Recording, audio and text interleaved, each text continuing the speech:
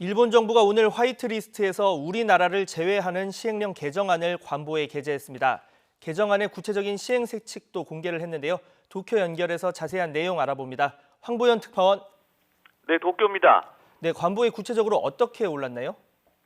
네, 우선 관보에 게재됐다는 것은 일본 정부가 공식적으로 국민에게 알렸다는 의미입니다. 오전 8시 반쯤에 일본 정부 관보에 관련 내용이 실렸습니다. 수출 무역 관리령의 일부를 개정했다면서 구체적으로는 화이트리스트에서 한국을 삭제한다라고 적혀 있습니다. 미국과 영국 등 27개 화이트리스트에서 한국만 뺀다는 얘기입니다. 이어 공포 후 21일이 지난 뒤부터 시행한다라고 적혀 있고 세코 히로시게 경제산업상과 아베 총리의 이름이 잇따라 기재되어 있습니다. 지난 2일 강요회의에서 통과된 시행령 개정안을 정식으로 공포한 것으로 당시에 7일, 즉 오늘 공포하고 28일부터 시행한다고 밝혔는데 그 내용 그대로 진행되고 있는 겁니다.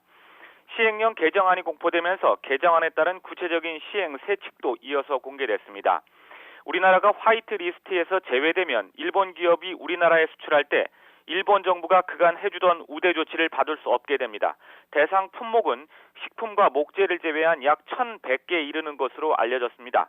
우리나라가 우대 조치 국가에서 제외된 것은 정해졌지만 품목별로 어떻게 수출 허가를 새로 받아야 하는지는 이 시행 세칙에 담겨 있습니다. A4 용지 50페이지 정도 분량이라 구체적인 내용까지는 아직 알 수 없지만 큰 틀은 파악이 가능해 보입니다.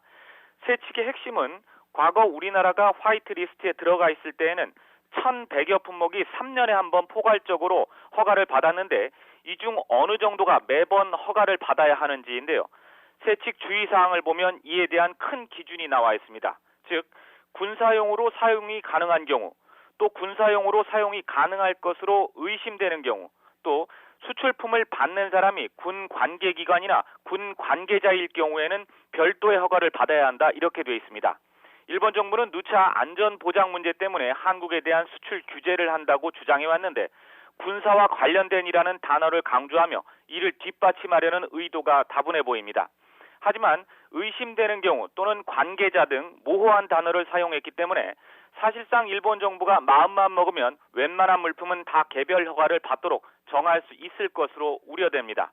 개별 허가 품목으로 포함되면 일본 정부가 이런저런 이유를 들어 고의로 심사를 지연하거나 불허하는 등 자의적으로 운영할 경우 우리 기업이 큰 피해를 입게 될 것으로 전망됩니다. 지금까지 도쿄에서 YTN 황보연입니다.